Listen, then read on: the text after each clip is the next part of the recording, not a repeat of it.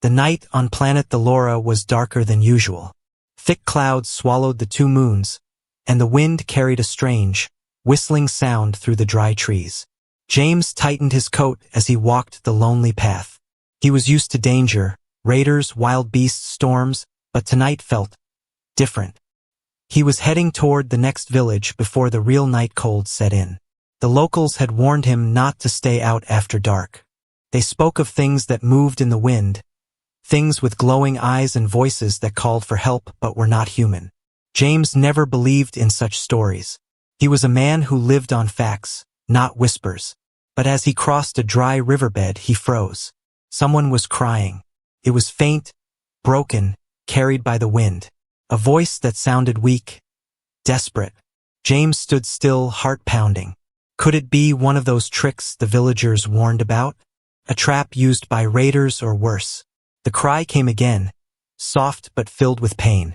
Against his better judgment, James left the path and followed the sound into the trees. That's when he saw her. An old alien woman lay on the ground near a fallen tree. Her skin was pale blue, glowing faintly in the dark, like moonlight on water.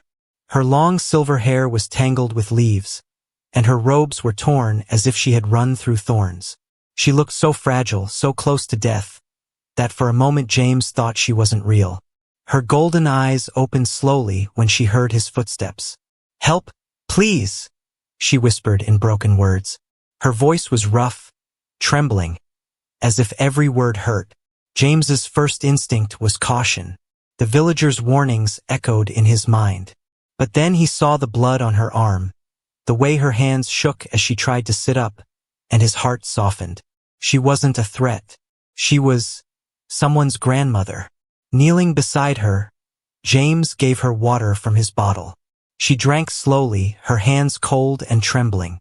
"What happened to you?" he asked. She shook her head weakly. "Chased? No safe," she murmured. "Chased? By what?" James looked around the dark forest. The trees stood silent, their bare branches reaching like claws toward the sky. "You can't stay here," he said firmly. "Come, I'll take you to my hut. It's warm, and no one will bother you there." The woman's eyes studied him for a moment. Then she nodded faintly.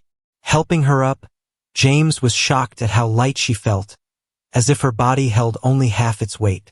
As they walked, the wind grew stronger. It carried strange sounds now.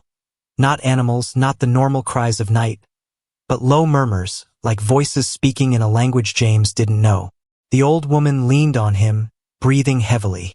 Twice she stumbled, and he almost had to carry her. The sky darkened completely. Only the red glow of one moon broke through the clouds. Somewhere far away, something howled. A deep, bone-shaking sound that made the woman flinch. "Don't worry," James said, though he felt unease growing inside him. Almost there. Finally, the small wooden hut appeared through the trees. It wasn't much, just a roof, walls, and a fire pit, but it was safe. He led her inside, lit a fire, and gave her a blanket. She sat near the flames, her golden eyes reflecting the light. She looked tired, yet there was something strange in the way she held herself, like royalty in torn clothes. James made her some hot soup from dried roots and meat. As she ate slowly, he asked, "What's your name?" The woman paused for a long time before answering. "Lyra," she said softly. The name seemed to echo in the room. The fire crackled louder, and the wind outside dropped for a moment, as if listening. James frowned. It was probably his imagination, but then he noticed her wounds. The cuts on her arms. They were closing. Right before his eyes, the blood dried, and the skin knitted together. No normal person healed that fast. Outside, the wind rose again, slamming the window open with a bang. The firelight flickered wildly across the walls. James shut the window quickly, but when he turned back, Lyra was staring at the door. Her eyes were no longer dull with age. They burned bright gold now, sharp and alive, like the eyes of a predator. She whispered something in a language James didn't understand. The air grew heavy. The flames bent toward her as if drawn by her voice. James felt a shiver run down his spine. This was no ordinary old woman. and something out there was looking for her. The night outside was wild, the wind howling like a living thing. James sat near the fire watching the old alien woman, Lyra. She was wrapped in his only spare blanket, her golden eyes reflecting the flames. But James couldn't stop thinking about what he had seen. Her wounds were closing too fast. The deep cut on her arm had already become a faint line, as if days had passed in minutes. And the way the wind outside seemed to rise and fall with her voice, it was not normal. James was a simple man. He had seen many strange things on this planet. Creatures with too many eyes, storms that came without warning, but nothing like this. He kept his knife close, not to harm her, but because he felt something big was happening, something he didn't understand. Lyra finished the soup slowly. "Thank you," she said softly, her voice no longer weak like before. There was strength in her words now, as if the food and warmth had woken something inside her. James nodded. "You need rest.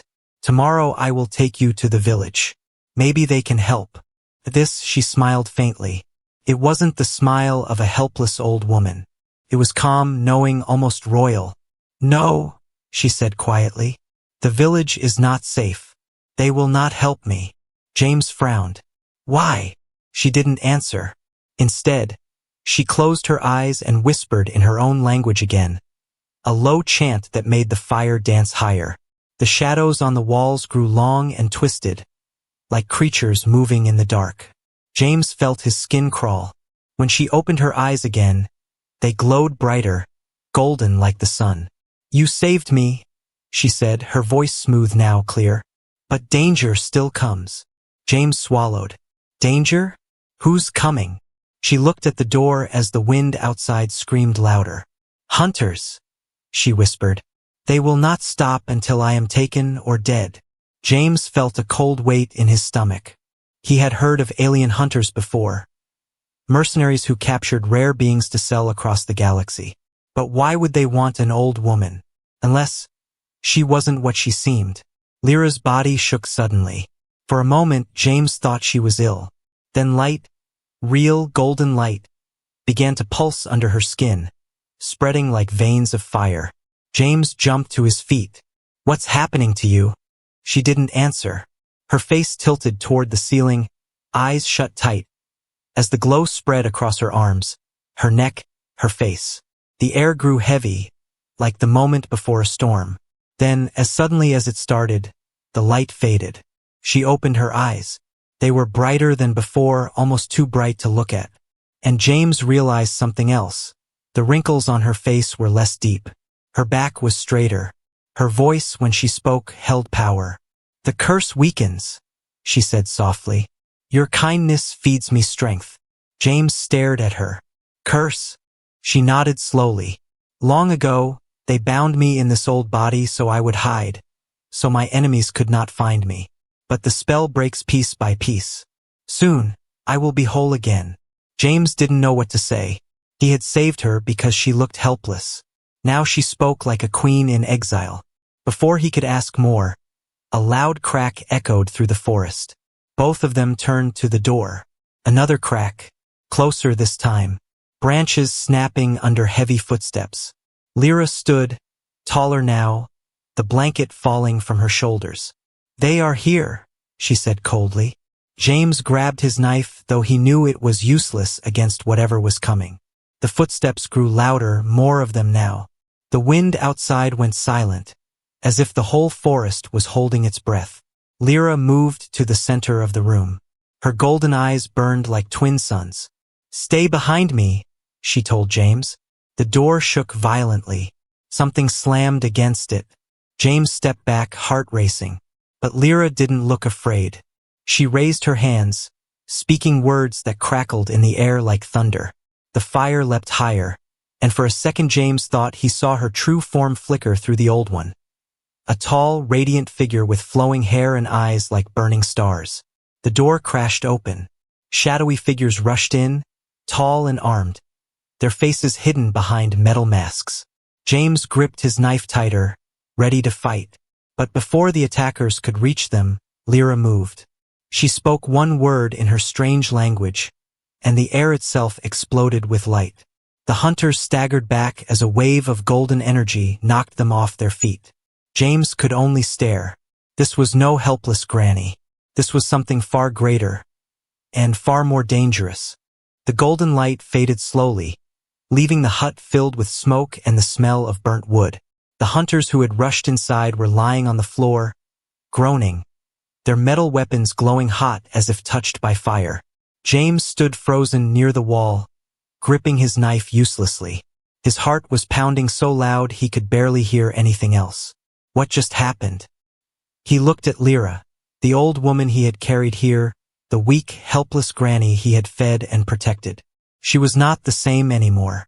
She stood tall in the center of the hut, her back straight, her long silver hair glowing like a river of light. The wrinkles on her face had faded even more. Her golden eyes burned brighter than the fire in the pit. She looked like a queen from some forgotten world. One of the hunters tried to stand, raising his weapon again. Lyra turned her eyes toward him, and the man froze in place. His whole body shook before the weapon fell from his hand.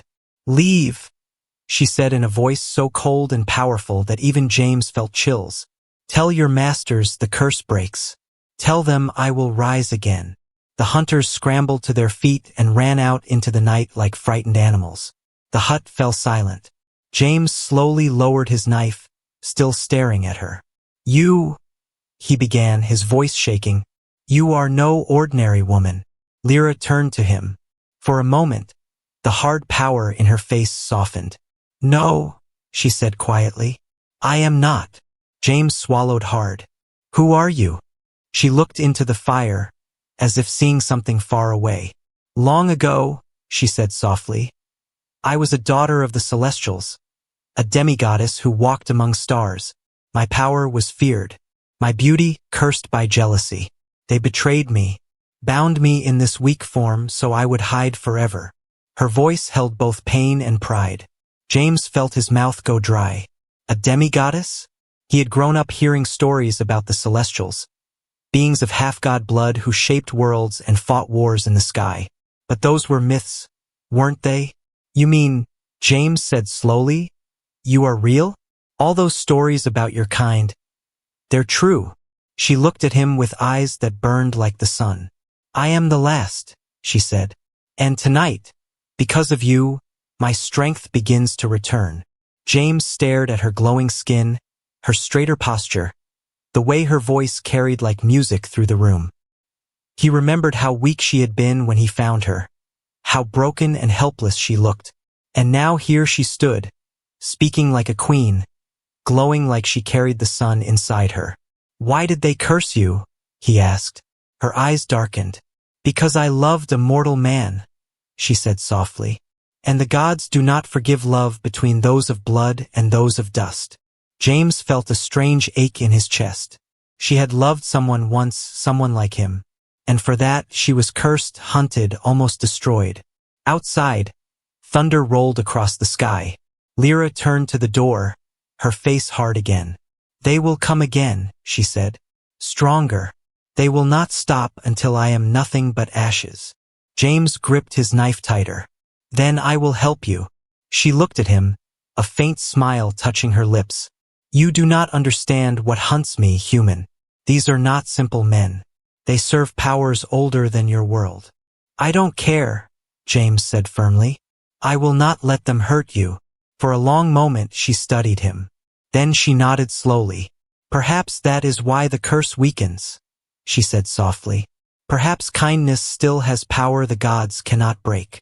The fire crackled louder as if agreeing with her words. Suddenly, the ground shook beneath them. James grabbed the wall for balance. "What now?" he shouted over the rumbling. Lyra's eyes glowed brighter, her face tense. "They open the gates," she said sharply. "They call creatures from the other side." The air grew heavy, thick with energy. A strange light flickered outside the hut, red and angry, spreading through the forest like veins of fire. James felt fear crawl up his spine. From the trees came a sound unlike anything he had heard before. Deep, echoing roars, as if the earth itself was alive and angry. Lyra stepped outside, her silver hair whipping in the wind. "Stay behind me," she commanded. James followed, knife in hand, though he knew it was useless.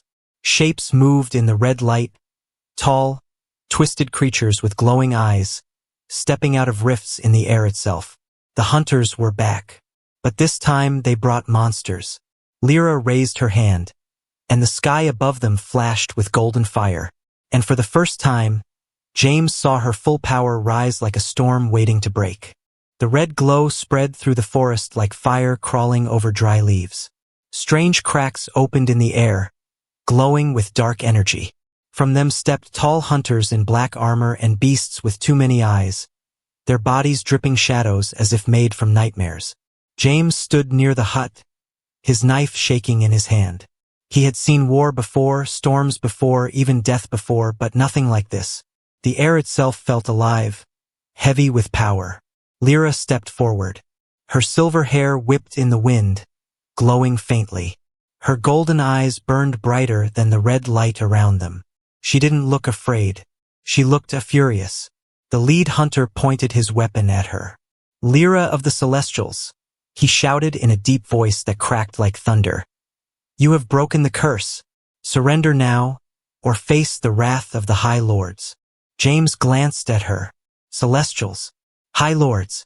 The words made him feel small, like a child standing between angry giants. But Lyra only raised her chin. "Tell your masters," she said, her voice calm but sharp. "Their time ends tonight." The hunter laughed. "You are weak, old goddess. Your power fades." "Does it?" Lyra asked softly.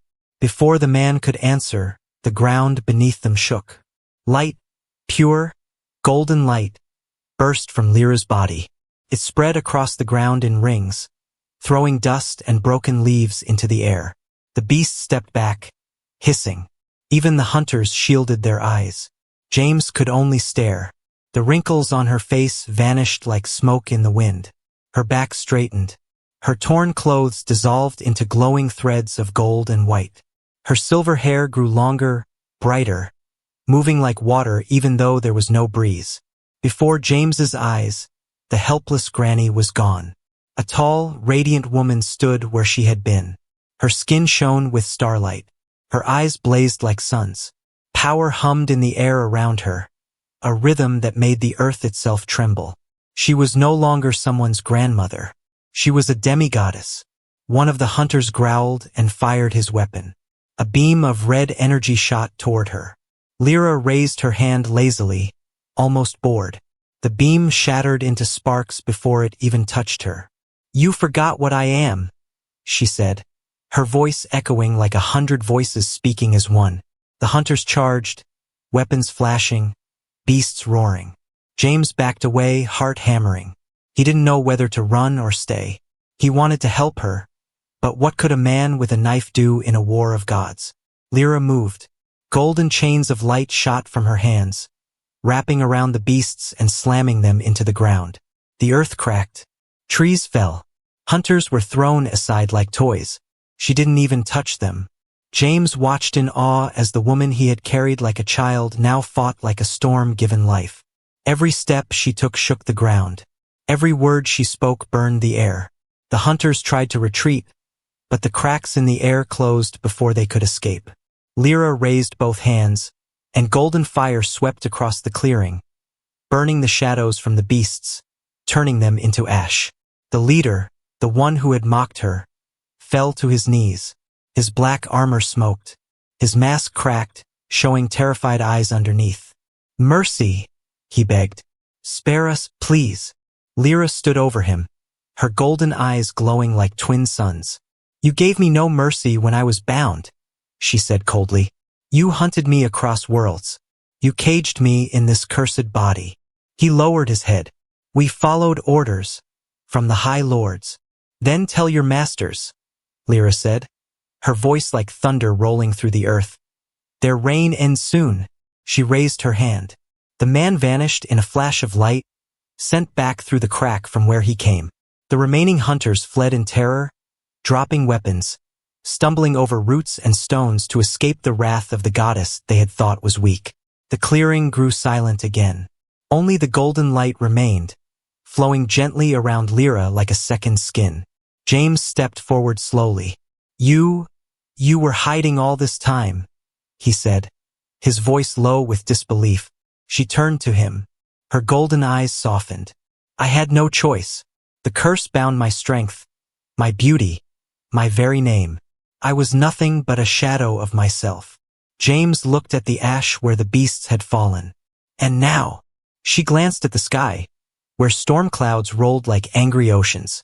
Now they know I rise again, and they will come with greater fury. James felt a chill. Then what happens to you? She looked at him for a long moment, her glowing face unreadable. What happens to me, human? She said softly. Depends on what you choose next. James blinked. Me? What do I have to do with this? The wind carried her words like music. Kindness broke the curse. Your kindness. Without it, I would still be crawling in the dirt, waiting to die. You gave me more than food and shelter. You gave me freedom. Her words made his chest tighten. He had only done what anyone with a heart would do. Hadn't he? But looking at her now, shining like a goddess reborn, he wasn't so sure anymore. The forest around them grew silent. Even the wind seemed to hold its breath. Lyra turned to the darkness beyond the trees. More will come, she said softly. The real war begins now. The night was calm again, but the forest felt different now. The red cracks in the air had closed. The hunters were gone. The beasts were nothing but ash scattered by the wind. Yet James could not move. He stood there, staring at Lyra. The woman he had carried on his back hours ago now stood tall, glowing like a sun wrapped in human shape. Her silver hair moved in the air though the wind was gone. Her golden eyes held power that could break mountains. But there was something else in her eyes too. Something soft. Something human. James lowered his knife slowly. He felt like a man standing before a storm that had decided, for some reason, to spare him.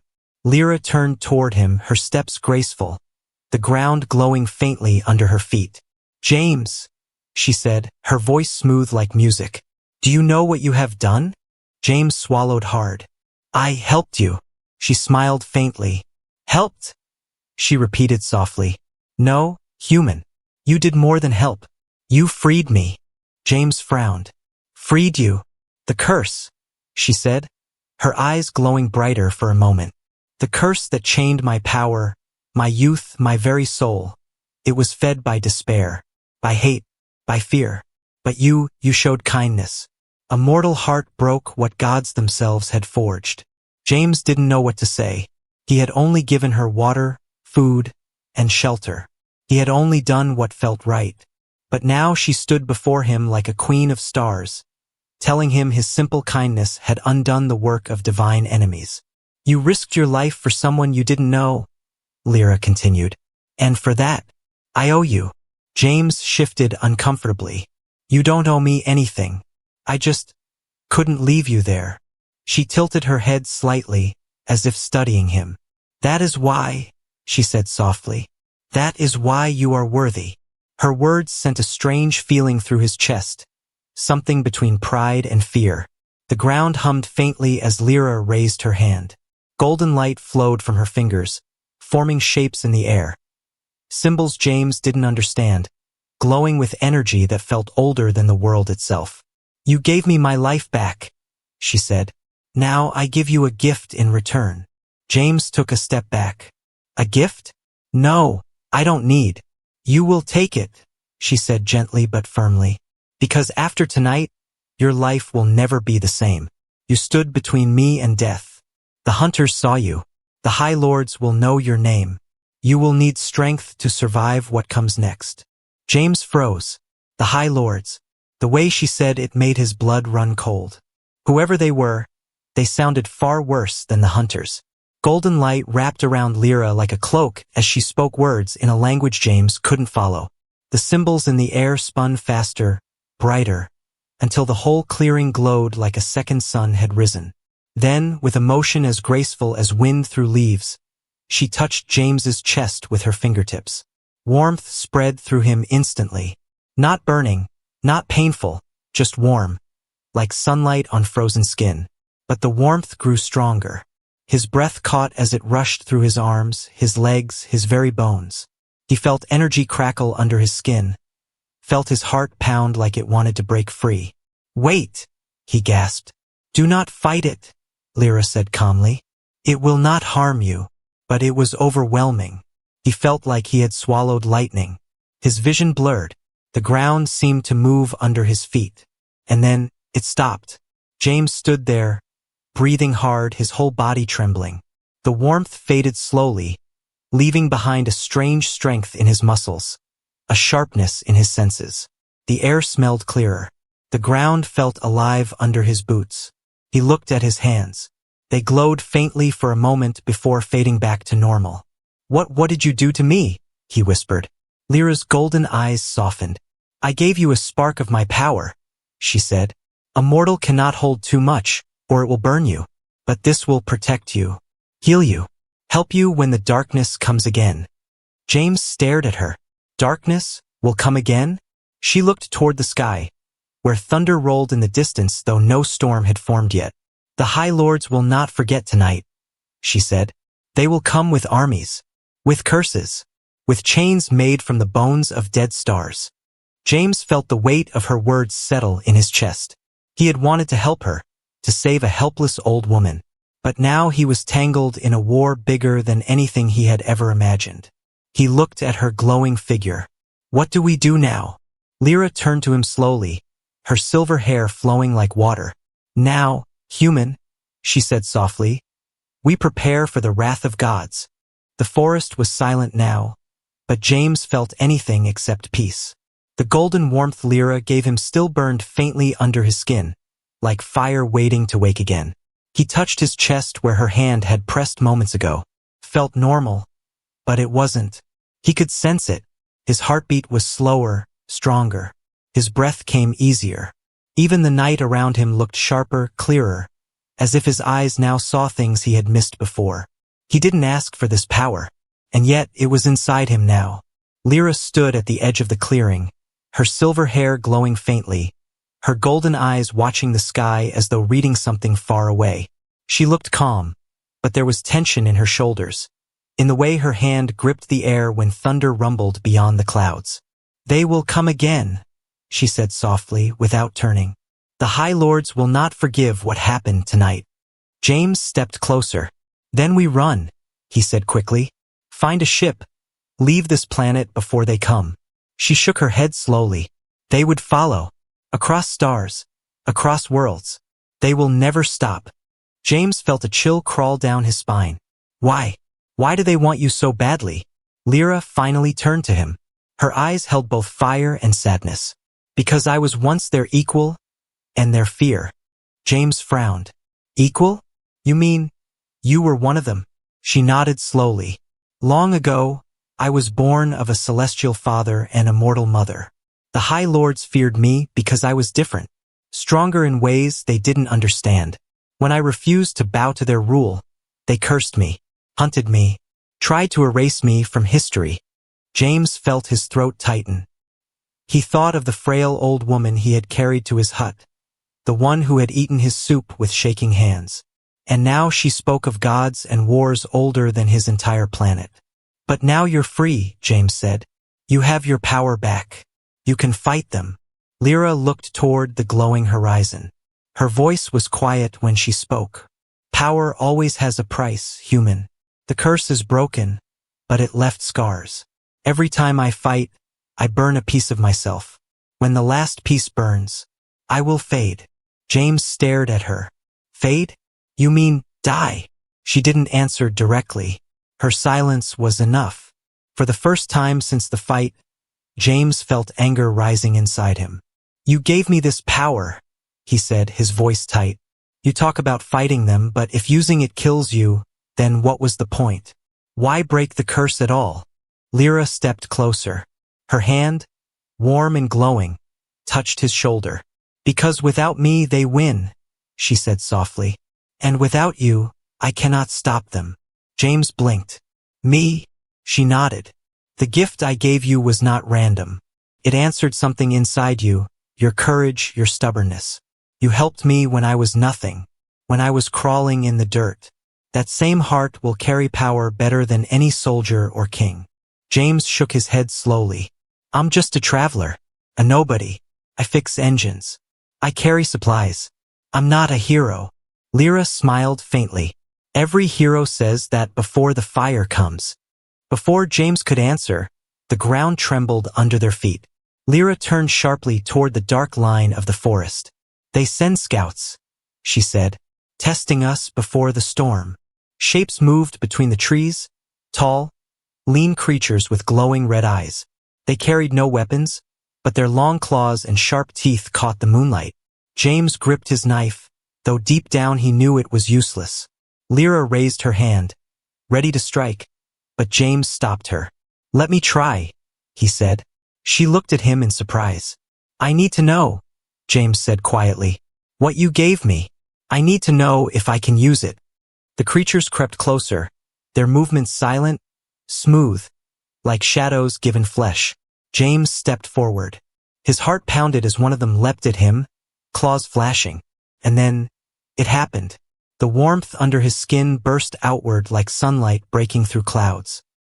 His hand moved without thinking, and a shield of golden light flashed around him. The creature slammed into it and was thrown backward with a scream.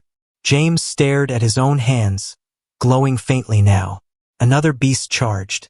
This time, the energy inside him surged forward like a wave. His fist struck out, and golden fire exploded from it, knocking the creature into a tree so hard the trunk cracked. Silence followed. The remaining beasts hissed, then fled into the dark, vanishing between the trees. James stood frozen, his hands trembling. The glow slowly faded from his skin. Lyra stepped closer, her golden eyes watching him with something like pride and worry. The gift answers your will, she said softly. But every time you use it, the High Lords will feel you. They will come faster. James looked at his hands again, still shaking. So the more I fight, the closer they get? She nodded. That is the price, human. Power calls to power. And soon, the gods themselves will hear. James felt the weight of her words settle deep inside him. He had wanted to help her. He had saved her life. But now he understood. He hadn't just saved a woman. He had lit a fire the whole galaxy would soon see. The night was almost silent again. The creatures had fled, leaving only the broken trees and the smell of burnt air behind. James stood in the middle of the clearing, his chest rising and falling slowly. The golden power inside him still pulsed faintly, like a heartbeat under his skin. He had fought them, and won. But victory didn't feel like relief. It felt heavy, like a door had opened to something far bigger than himself. Lyra walked toward him. She no longer looked like the weak, helpless woman he had found in the forest. Her silver hair glowed softly, and her golden eyes carried both pride and sadness. You see now, she said quietly. The gift is real. It answers you, protects you, but it will call to those who hunt me. James looked at his hands, remembering the blast of golden fire that had thrown the beasts away. He never thought he would hold power like this. He never even wanted it. I didn't ask for this, he said softly. No one ever asks, Lyra replied. But sometimes, the storm chooses its own lightning. James met her eyes. And the High Lords? They won't stop, will they? Lyra shook her head. No. Tonight was only the beginning. When they learn you carry my mark, they will come with armies. They will burn worlds to dust to stop us. Her words felt like a weight on his shoulders. He had been a simple man once, a traveler, a worker, a man with no home but the road. And now he was standing beside a demigoddess, waiting for gods themselves to bring war. He almost laughed at the madness of it. But then he looked at her, this woman who had been cursed, hunted, beaten, and saw the fire in her golden eyes. She wasn't running anymore, and neither was he. What happens next? James asked. Lyra looked toward the mountains, where the clouds were breaking apart and the first light of dawn touched the peaks. We gather allies, she said, old ones who still remember the Celestials. Hidden tribes, forgotten warriors, worlds that hate the High Lords as much as I do. They will come when they learn I walk free again. And me? James asked. She smiled faintly. You will walk with me, human. The hunters will whisper your name across stars. The man who carried a dying goddess and made her rise again. James shook his head. I'm no hero. Heroes, she said softly, are only ordinary people who refuse to run when the sky falls. Before James could reply, the ground trembled again. But this time it was different. No red cracks opened. No hunters appeared. Instead, the golden symbols Lyra had used before rose from the soil, circling them both in the air. They glowed brighter than the sun as her voice filled the clearing. This world is no longer safe, she said. They will come here first. We must leave before the storm arrives. The light wrapped around them both, warm and blinding. James felt the ground vanish under his feet as if the earth itself had let them go. Then, in a blink, the forest was gone. They stood on a high cliff under a sky full of stars. Below them, a silver river cut through dark hills. The air was cold and clean, untouched by war. James looked around in awe. Where are we? A place they cannot reach yet, Lyra said softly. An ancient sanctuary of my kind. For the first time since the night began, James breathed easier. The power inside him still hummed softly, but the weight on his chest felt lighter here. He turned to her. What will you do when the High Lords come? She looked at the horizon where the stars burned bright. I will break their chains, she said. End their rule. Burn their thrones to ash. For too long they hunted me. For too long they held the worlds in fear. James watched her, the silver wind pulling at her glowing hair, the fire in her golden eyes unshaken. They will fear you now, he said quietly. She smiled, but there was no joy in it. They should, she replied. Then she looked at him. But they will fear you too. The man who carries my mark. The mortal who turned their curse into power. James didn't know what to say. He wasn't a king. He wasn't a soldier. Yet somehow, he had stepped into a war older than his own world. He looked at the stars above them. Somewhere out there, gods were watching, planning, waiting, and he knew they would come. But he also knew something else.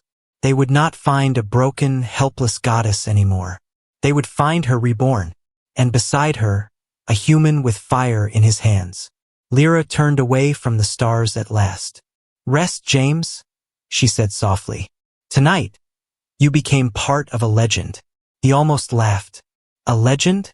I was just trying to help an old woman. Her golden eyes softened.